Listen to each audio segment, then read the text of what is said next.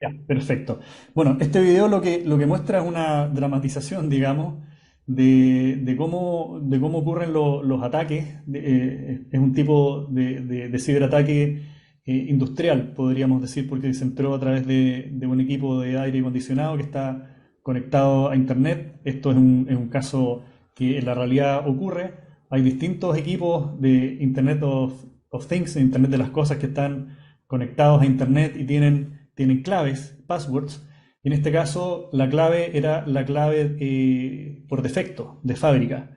Y eso fue cosa de buscar. El atacante, ahí el joven, ¿no es cierto?, buscó en Internet el manual y puso la clave por defecto. Claro que había entrado antes a la red a través de una herramienta sofisticada, pero con esto lo que queremos decir es que hay que actuar más con una mentalidad de prevención que con una mentalidad de reacción, porque una vez que ya la acción se ejecuta, como la sustracción de la información, encriptación de la información, chantaje, todos hemos escuchado quizás que los hackers piden rescate con los ransomware, por la encriptación de la información. Ya está realizado todo el ataque, pero en forma de cadena. Porque primero hay un reconocimiento, y esto se aplica a todos los tipos de delitos, digamos, no solamente a los ciberataques, sino que a todos los eventos que afectan la seguridad física. No quiero ser alarmista, pero los robos en las casas, a las personas. Primero hay un reconocimiento del objetivo. En este caso hay un reconocimiento sobre la estructura de la red, el personal, los activos que la componen. Este hacker estudió las redes sociales, como dijo Carlos, averiguó que había una página web de bolos, de bowling, y que estaba mal protegida. Entonces ahí aprovechó de ingresar su armamento, digamos que en este caso es un archivo malicioso, que lo entregó a través de una misma pantalla que aparecía en el sitio web. Y este software se instaló en las redes a través de la clave por defecto que encontró el atacante, y empezó a escalar privilegios. Vamos a ver que las claves, ahora hablando en un ámbito de empresa, no son solamente las claves que tienen los usuarios, sino que todos los sistemas, dispositivos, las redes, tienen también sus propias claves. Y los códigos maliciosos lo que hacen es escalar privilegios para tomar mando y control, y esto pueden pasar meses incluso, donde el hacker ya ha ingresado, estudiado la red completa, y ahí toma la acción. La acción puede ser robar la información, encriptar la información, detener dispositivos de control industrial, como por ejemplo en empresas generadoras eléctricas, empresas de gas, petroleras, como vamos a ver, faenas mineras, robar los datos de las tarjetas de crédito, etcétera. Entonces, el ataque no es algo que se hace en una sola oportunidad, robar la contraseña o las contraseñas e ingresar, no, sino que es algo planificado, que tiene varias etapas, y que son amenazas persistentes, donde los adversarios entran a los sistemas y buscan las vulnerabilidades. Siguiente slide, por favor.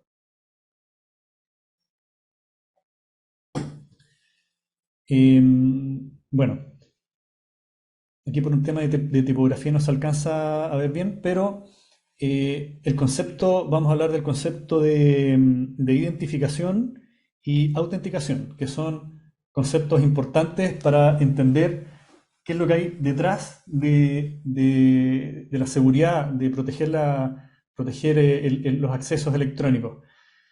La identificación es la capacidad de mostrar o exhibir quién es el usuario de un sistema que se está ejecutando en ese momento. Por ejemplo, el sistema Gmail, cuando una persona escribe jose@gmail.com, se está identificando, ¿no es cierto? Identificando como José. Después la autenticación, ahí sí, gracias. Después la autenticación es la capacidad de demostrar que un usuario es realmente quien dice ser.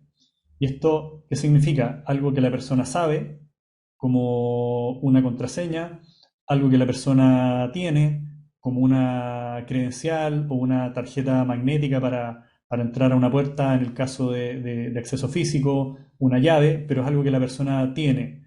Un carnet de identidad, por ejemplo, el código de serie de su carnet de identidad, o algo que la persona es. Algo que la persona es en el caso de accesos biométricos, la huella digital. Oye, O, ¿sí? O, por ejemplo, hay sistemas donde la persona tiene que exhibirse por una cámara para comprobar que efectivamente la persona es quien dice ser que es. Aquí, en este caso, nos vamos a ir a algo un poquito más técnico, pero lo vamos a explicar de una manera, vamos a tratar de explicarlo de una manera simple. Aquí tenemos el esquema de red de una planta de distribución eléctrica, donde esto que está aquí son servidores. Hay distintos tipos de servidores para que funcionen los sistemas y cada uno de estos servidores tiene una IP. IP es el número de identificación en Internet que tiene un equipo cuando se conecta a una red. Cuando nosotros nos conectamos a Internet, nuestro computador también está identificado con una IP que está relacionada con el proveedor de Internet a través del cual nos conectamos. En fin, pero aquí esta empresa tenía en su esquema de red algo que es muy importante para la implementación de los planes de seguridad de contraseñas, por ejemplo, que en realidad en ciberseguridad está todo unido, no hay partes que son como islas. Aquí ellos ya tenían identificado las IPs de sus servidores y de sus computadores usuarios también, pero los atacaron. Los atacaron e interrumpieron la distribución de energía eléctrica, quedando obviamente muchos usuarios sin suministro. Y a través de un análisis forense, esto es lo que se hace en la práctica, lo que hacen los analistas de sistemas, ya una vez ocurrido el evento. Después de esto, obviamente, implementaron medidas de prevención, pero una vez ocurrido el evento, se ve que hay una sesión de ingreso con un usuario que dice ser el administrador del sistema. Sin embargo, la IP que está aquí, no sé si se ve mi... Ah, no se ve mi mouse, pero la IP es la última que está abajo en fondo gris. Si la pueden mostrar, esa, José Luis, gracias. Entonces, la IP, ese número IP 192, 168, 287, no estaba en el esquema de red de la derecha.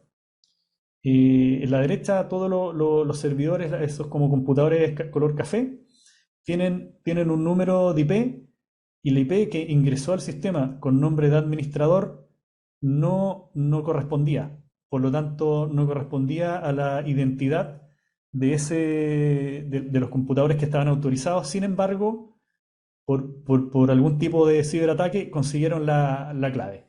Esto ya no es algo que hayan conseguido la clave a través de necesariamente a través de una persona, pero a través de un ataque sofisticado, como vamos a ver más adelante, es lo que existen, pero no estaban las medidas de prevención para poder evitar que esas claves se sustrayeran. Escalar privilegio quiere decir que ingresa un código malicioso y van sustrayendo o averiguando, por así decirlo, las claves de los otros sistemas hasta llegar finalmente a los sistemas de control industrial, que son los de distribución eléctrica, exactamente, y cortan el suministro a través de los interruptores. Es un ataque bastante perjudicial.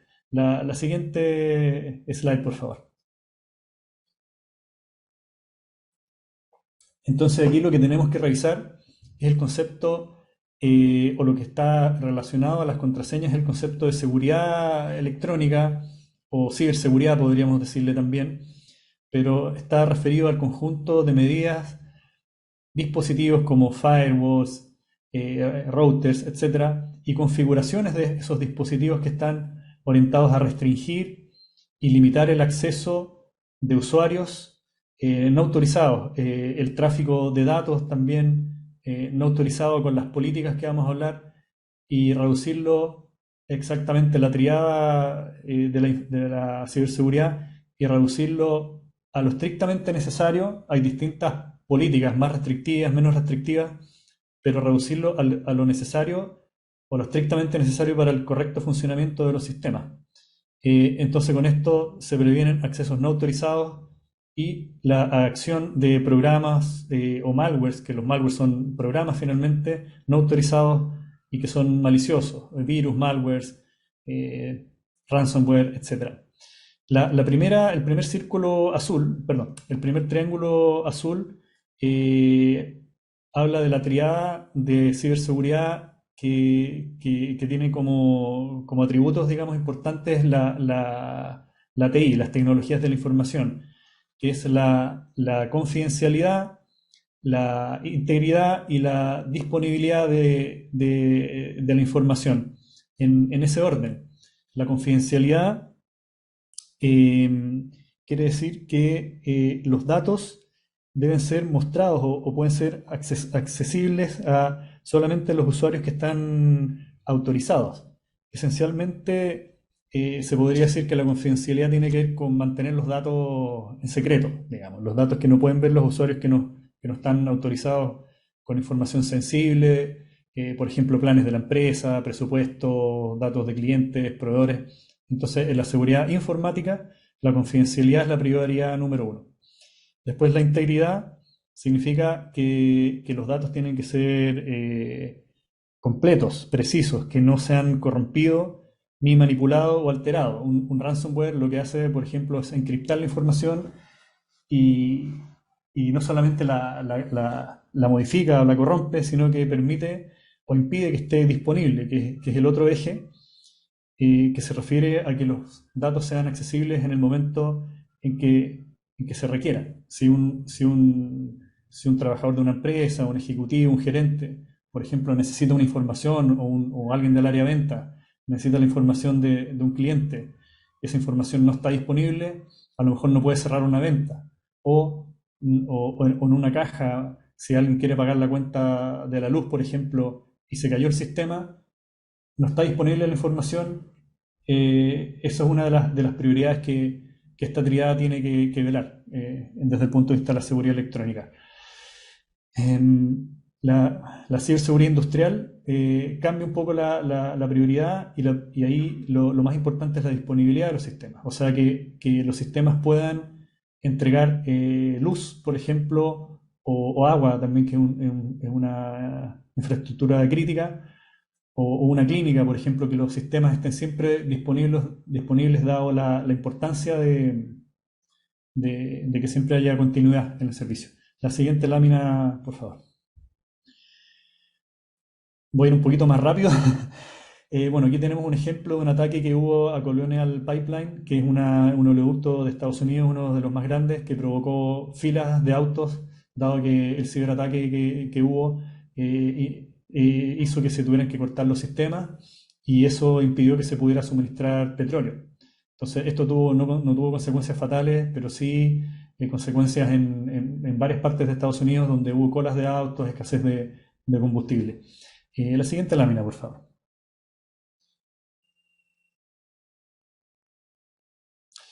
Aquí es donde vamos a entrar a lo que son las políticas de ciberseguridad.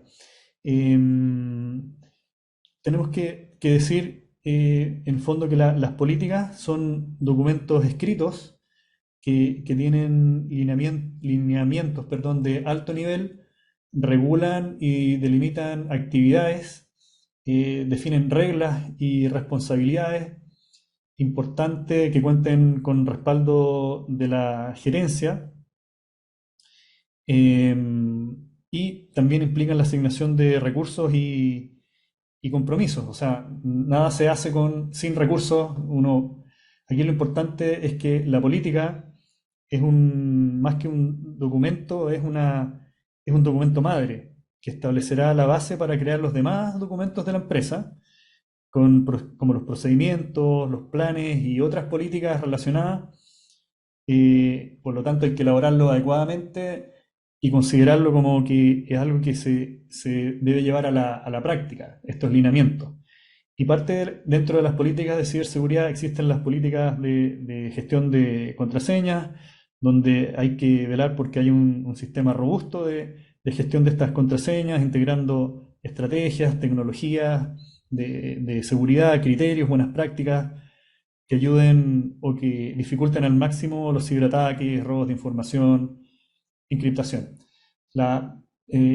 Obviamente las políticas deben difundirse, ser conocidas por toda la empresa, tienen que contar con el respaldo de la gerencia, hay que no solamente difundir, sino que capacitar sobre su importancia y luego, bueno, los procedimientos, capacitar sobre el uso y revisar continuamente que estén actualizadas, ya que la tecnología también va cambiando.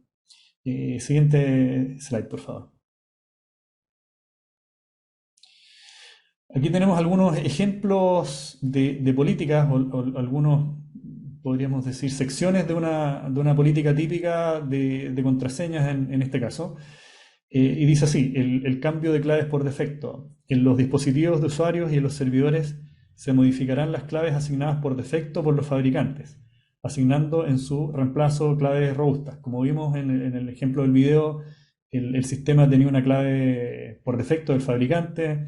Esto puede pasar también en sistemas informáticos, en software, en servidores, etcétera, y por lo tanto es imprescindible cambiar las claves que vienen de fábrica por claves robustas. Esto desde el punto de vista de la empresa, del administrador de redes, etcétera, que tendría que. Y eso debe estar escrito en la política, para que sea una regla transversal. Después, el acceso remoto. El acceso remoto a sistemas y equipos de la red será a través de VPN, una red privada virtual, con reglas de esa VPN que permitan el acceso solo a los usuarios aprobados y autorizados, y se preferirá habilitar accesos con autenticación de 2 o más factores. ¿Esto por qué? Sobre todo hoy día en el teletrabajo. El teletrabajo implica riesgos para la seguridad, la ciberseguridad, donde cualquier computador, desde cualquier IP, por ejemplo, bueno, se puede conectar a Internet desde cualquier parte, podría decir que es Juan González que trabaja en la empresa, pero la autenticación no es correcta. También desde el punto de vista de los proveedores. Los proveedores también se conectan físicamente y remotamente a mantener sistemas y esto debería hacerse, según esta política, a través de una VPN que idealmente encripte la información y que haya una aprobación previa de conexión y de preferencia con habilitación de autenticación de 2 o más factores. La autenticación de 2 factores es cuando el celular, que es algo que el usuario tiene en su mano, entrega un código, o el famoso PIN o el Digipass de los bancos que entrega un código, o llega un mensaje al teléfono, además de la clave que comprueba que en el fondo la persona tiene el celular o el dispositivo en su mano. Después estaría la securitización de los equipos y estaciones de trabajo, donde los proveedores tendrían que demostrar que las mismas reglas o políticas que utilizamos dentro de la empresa deberían transmitirse a los proveedores y demostrarnos mediante un cierto procedimiento que están aplicando, por ejemplo, antivirus, aplicación de actualizaciones, etcétera. O sea, son parte también, los proveedores también son parte de la cadena de seguridad, de lo que se llama en ciberseguridad la cadena de suministro. Siguiente lámina, por favor. Bueno, aquí hay algunas contraseñas que son similares a las que dijo Carlos. No utilizar datos conocidos que pueden ser adivinables, digamos, como el número de carnet, fechas de nacimiento, eh, etcétera, direcciones. Evitar eso porque eso puede ser adivinable y por lo tanto es más vulnerable. La siguiente lámina, por favor. Una herramienta útil para trabajar y que se menciona o se puede mencionar dentro de las políticas es la matriz de control de acceso, que es una matriz con filas y columnas para conocer y administrar los accesos y los permisos que los empleados tienen a la información. Es un documento que indica qué es lo que pueden hacer o ver, por ejemplo, ver, editar, administrar la información y en general ayuda a construir pautas para proteger el acceso a los datos críticos. O sea, el usuario nivel 1 tiene acceso solamente a mirar, por ejemplo. El administrador tiene acceso a modificar y a crear otros perfiles. Y eso está descrito en la matriz de control de accesos. Siguiente lámina. Los procedimientos. El procedimiento es el paso siguiente, es como la bajada de la política y se define como una lista ordenada de pasos para realizar una tarea y obtener el resultado deseado de acuerdo a estándares de seguridad, y desviarse el procedimiento podría llevar a resultados inesperados o incidentes de seguridad, por ejemplo, saltarse procedimientos para crear contraseñas seguras o entregar contraseñas.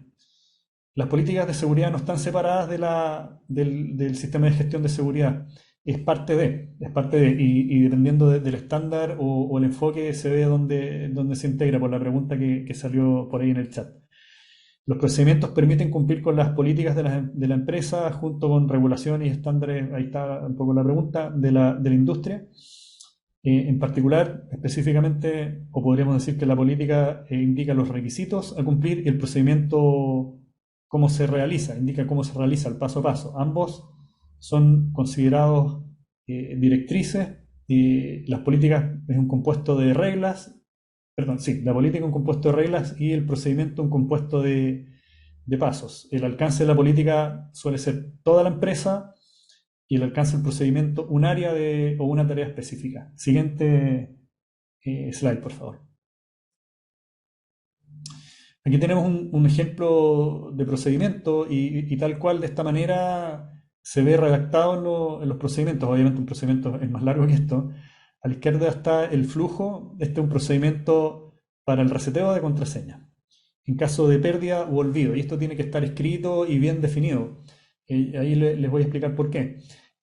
Por ejemplo, en el caso de pérdida u olvido de la contraseña, el usuario debe generar un ticket de soporte o correo al encargado correspondiente solicitando la renovación de la contraseña. De esta manera, el administrador de redes procede a crear una nueva clave al servicio correspondiente y se la entrega al usuario recordándole que debe cambiarla de forma inmediata. Bueno, esto es un sistema de reseteo de contraseñas que podríamos decir que es más manual, donde le llega un ticket al administrador y este le envía la contraseña por mail, que el mail también tiene que ser seguro, digamos, para que no se intercepte o no lo vea algún otro usuario.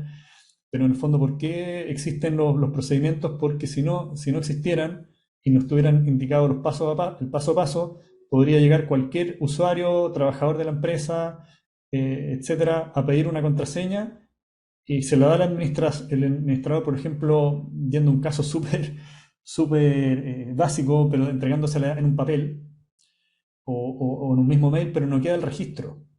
No queda el registro y no hay un proceso implícito en esto. Tiene que haber un proceso de verificación, de autenticación, identificación y autenticación del usuario. O sea, no cualquiera resetea la contraseña, porque si alguien de afuera pide una contraseña nueva para entrar a un sistema de administración de inventarios, por ejemplo, y no es el usuario, directamente estaría hurtando una contraseña o recibiendo una contraseña que no es de él. Siguiente slide, por favor.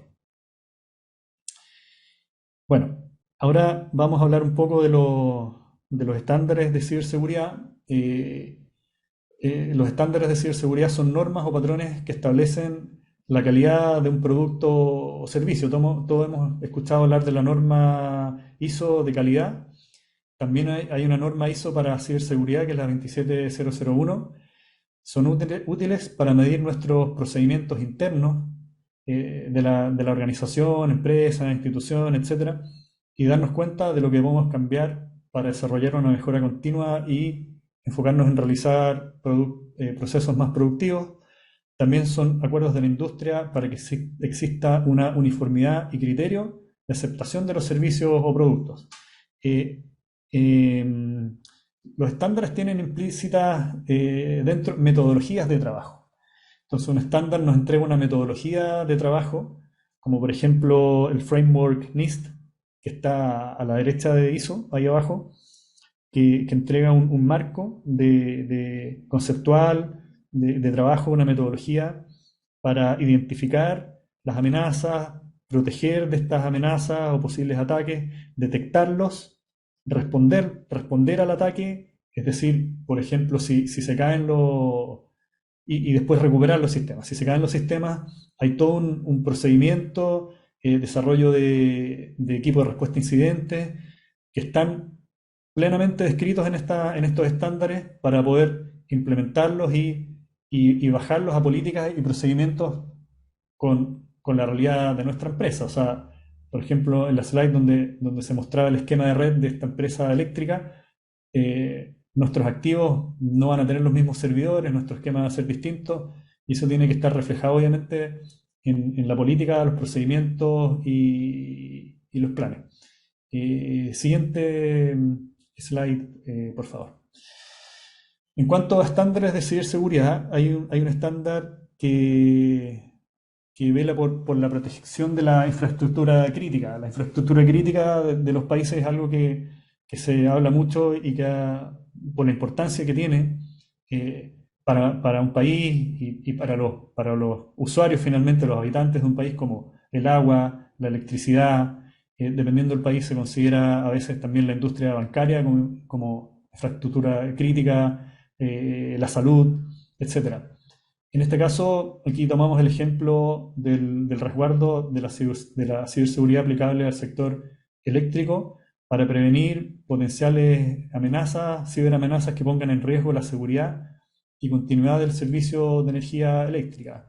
El estándar NERC-CIP es un estándar que tiene varios años, o el estándar NERC, mejor dicho, que viene de Norteamérica, y actualmente se está aplicando o se está exigiendo en nuestro continente.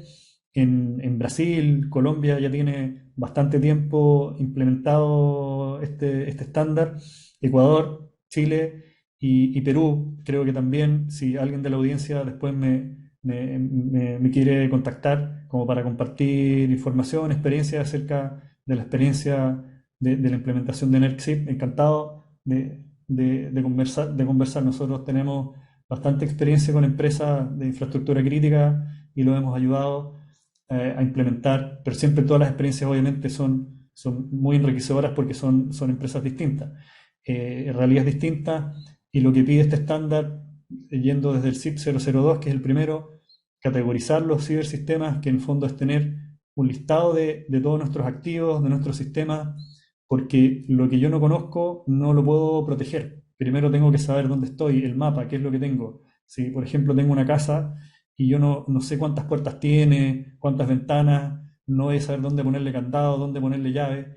Entonces, aquí hay varios controles que hablan de personal y capacitación, perímetros de seguridad electrónica, son conceptos técnicos, pero en el fondo la base de todo es conocer qué es lo que yo tengo. Y obviamente dentro del CIP 007, por ejemplo, o el CIP 003, que es controles de gestión de la seguridad, ahí lo que se pide son crear políticas y planes y programas también. Por ejemplo, aquí lo que hablamos recién, el estándar NERC-CIP indica toda la metodología o todo lo que hay que considerar, en este caso, para la industria eléctrica, que es vital para que funcione, digamos, toda la sociedad. Siguiente slide. Bueno, esto solamente como ejemplo. Aquí hay un extracto de lo que es la política de acceso electrónico. Más allá de contraseñas, a mí me gustaría mencionar o relacionarlo al concepto de acceso electrónico. O sea, eh, no solamente contraseñas, sino que uno puede entrar a una red, por ejemplo, a través de un dispositivo como un pendrive, o conectando un computador directamente a un puerto. Obviamente eso también tiene implícito claves, pero las contraseñas están creadas o hechas para poder acceder o impedir el acceso electrónico o digital, seguridad digital, a los sistemas. Lo que está en rojo ahí, por ejemplo, habla de que las cuentas de administración de los equipos de la red de control, la red de operaciones, en este caso la red de generación eléctrica, por ejemplo, será de manejo y administración exclusivo de cada planta. Eso para que esté en forma más segura, con lo que se separan las redes, se segmentan, y en el fondo evitamos que que las contraseñas sean gestionadas por más personas y sean responsabilidad de cada planta. Es importante o necesario dentro de las políticas, procedimientos y planes establecer responsables para las actividades. En este caso, en algunas plantas, por ejemplo, el responsable puede ser el jefe de planta, si es una planta pequeña, o el supervisor de planta. O si hay un área informática, el encargado de informática de la planta. Pero siempre tiene que haber un responsable. También habla aquí de la otra parte que está en rojo, las claves temporales. Cuando un proveedor quiere utilizar una cuenta de administrador o conectarse a los sistemas, se le otorgarán claves temporales. Esto es como se definió esta política, ¿eh? Puede ser claves temporales o acceso a través de VPN, etcétera, pero aquí se utilizaron claves temporales con privilegios de administración, las que serán bloqueadas o deshabilitadas con posterioridad a su uso. Y también para poder pedir estas claves hay un procedimiento donde el proveedor solicita formalmente la creación de esta clave, con lo cual queda un registro. Y ese registro es importante, uno, para otorgar la debida autorización formal y otro, en el caso de un incidente, para poder investigar dónde ocurrió también. Eh, Habla también de las claves de acceso que tienen que estar resguardadas en forma segura y también de los perfiles de acceso diferentes, que es un poco lo que aparece en la matriz de perfiles, por ejemplo, que hay perfiles de acceso diferentes para la operación, para la administración de los sistemas y la configuración. A veces se considera un mismo perfil de acceso que se dice administrador y que administra la operación, la administración de la red y la configuración de los dispositivos importantes. Por eso surge el concepto de separar las redes de operaciones de las redes informáticas. En el fondo, todas son redes informáticas, pero las funciones que cumplen son distintas. Entonces hay que segmentar para poner distintos responsables. Siguiente slide. Bueno, aquí vamos a hablar un poco de un caso muy conocido para entender la mecánica de cómo fue el ataque en Ucrania. Esto fue hace ya unos años antes de la guerra. Y se infectaron los computadores de una planta o de varias subestaciones a través de un malware llamado Black Energy, donde este malware, cuando veíamos la cadena de ataque, recopiló la información de todos los sistemas. Hubo meses en que estuvo adentro, no se detectó, recopiló información significativa, recopiló a través de programas, de aplicaciones maliciosas que se insertaron en la infraestructura, las credenciales, los usuarios y contraseñas, que es la parte importante, y fue escalando privilegios hasta llegar a los dispositivos que controlaban los interruptores automáticos de las subestaciones, provocando un apagón de más de 225.000 clientes de ese país y en varias ciudades. Esto ha ocurrido también en Sudamérica, en Europa, en Norteamérica. Esto se toma como un caso emblemático, ya que fue muy estudiado por varios expertos, hay mucha información, muchos papers, y es un caso, digamos, bastante demostrativo de lo que puede ser un ciberataque a una instalación de este tipo. Y bueno, también está la matriz de Mitre, que muestra las distintas estrategias que utilizan los hackers y también formas de protegerse. Si podemos ir a la siguiente slide, por favor. Aquí vemos en forma esquemática, simple, cómo ocurrió este ataque. Esto fue a través de phishing. Como dijo Carlos en su charla, eh, la forma más utilizada por los ciberatacantes es el phishing, que son mails engañosos, que no vienen de la fuente que ellos dicen que ser. Por ejemplo, no vienen del banco, no vienen de un proveedor, no vienen de un cliente, de un colaborador, pero hay técnicas para engañar, que si uno está atento las detecta. Pero en este caso era un archivo Excel que venía infectado con una macro y que al ejecutarse inyectaba un código malicioso dentro del sistema que empezó a hacer todas las cosas que dijimos recién. Y acá, bueno, la empresa, después de este caso, se tomó mucho mayor conciencia de la importancia de proteger los sistemas.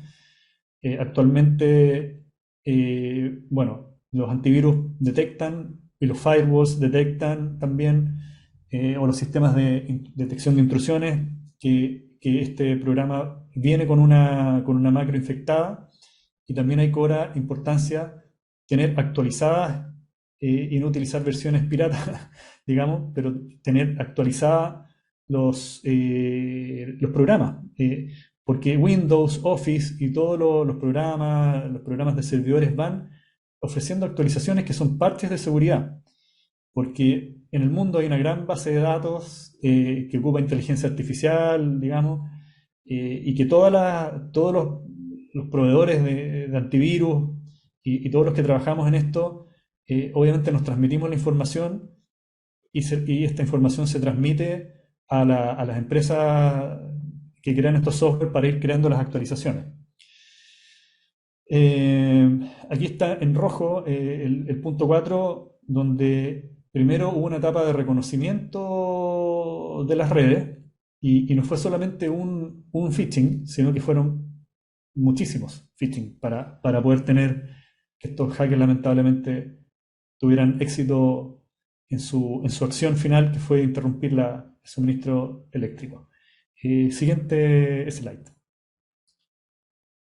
Aquí por último vamos a hablar del plan de ciberseguridad, que es lo que aglutina en las políticas, los procedimientos, procesos, y finalmente todo eso implica realizar actividades. Por lo tanto, este plan de ciberseguridad o director de ciberseguridad, que se llama también, consiste en la definición y priorización de un conjunto de proyectos en materia de seguridad de la información con el objetivo de reducir los riesgos a los que está expuesta la organización hasta niveles aceptables, a partir de un análisis de la situación inicial. Debe estar alineado con los objetivos estratégicos de la empresa, incluir una definición del alcance de este plan, hasta dónde llega, incorporar las obligaciones, buenas prácticas de seguridad que deberán cumplir los trabajadores de la organización, así como los proveedores terceros que colaboren con, con la empresa. Aquí está implícito el concepto de riesgo. Si vamos a la siguiente slide, donde nos tenemos que hacer preguntas clave. ¿Cuáles son las amenazas actuales que nos roban la información, que encriptan la información, que nos sustraigan las claves, las contraseñas? ¿Qué activos, qué información es importante proteger? ¿Quiénes son los responsables de proteger esa información o activos industriales o activos de información? ¿Cuáles son las actividades necesarias?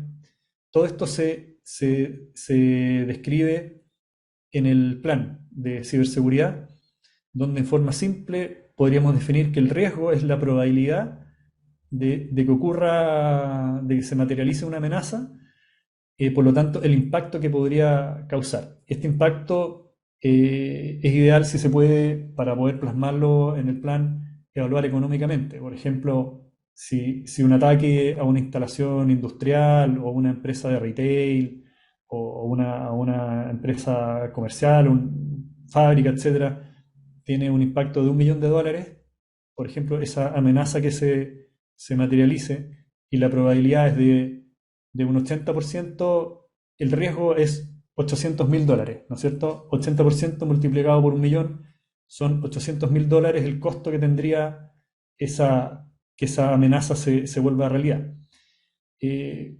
Como vemos en estos dibujos de la derecha para explicar el hoyo, digamos, el agujero por el cual podría caer el personaje, puede ser más profundo o menos profundo, y el salto que tendría que dar el personaje puede ser más largo o más corto. Si el salto es más largo, la probabilidad es mayor porque se puede caer. Pero si se cae a un agujero que es poco profundo, el daño va a ser pequeño. Ahora, si se cae en un agujero profundo y que tiene rocas o todo ese tipo de cosas que aparecen ahí, el daño va a ser grande.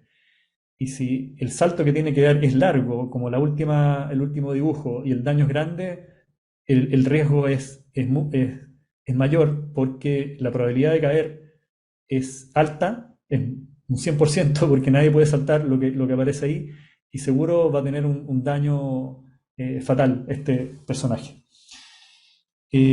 Con esto termino mi presentación.